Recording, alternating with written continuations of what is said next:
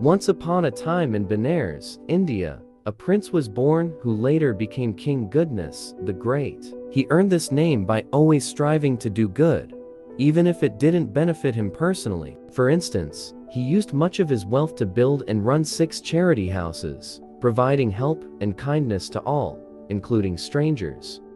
King Goodness was known for his patience, kindness, and compassion, loving everyone as a father loves his children. He followed the holy teachings, avoiding harmful actions such as killing, stealing, lying, and drinking alcohol. Even though he wanted to avoid causing harm, one of his top ministers tried to exploit his kindness. This minister schemed to cheat women in the royal harem and was discovered. The king, instead of punishing him, told the minister to leave Benares with his wealth and family. The minister moved to the city of Kosala, where he eventually became a trusted advisor to its king.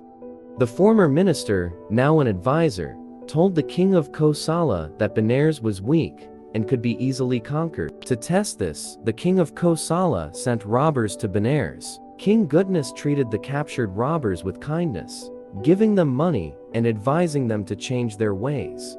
When the king of Kosala learned of this, he sent more bandits, who caused even greater destruction in Benares. Still, King Goodness refused to fight. He believed that causing harm would destroy his own peace of mind, and that it was better to let the invaders have the kingdom rather than fight.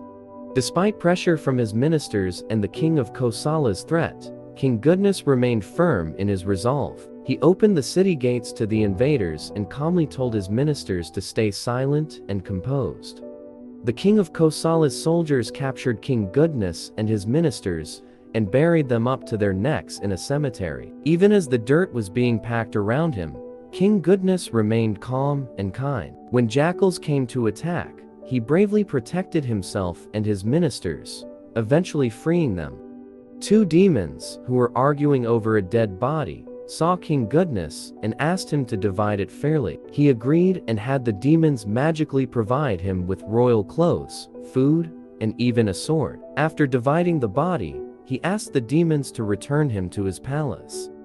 Once back, King Goodness used the sword to gently wake the sleeping king of Kosala, who was astonished to see him so clean and regal. King Goodness told him about his escape and the help he received from the demons. The king of Kosala was deeply ashamed and vowed to never plot against King Goodness again. He promised to serve King Goodness as a true friend and return the kingdom, punishing his treacherous advisor.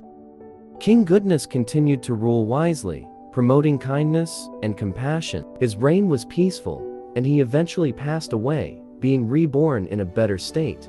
Moral: true greatness comes from refusing to harm others, no matter the cost.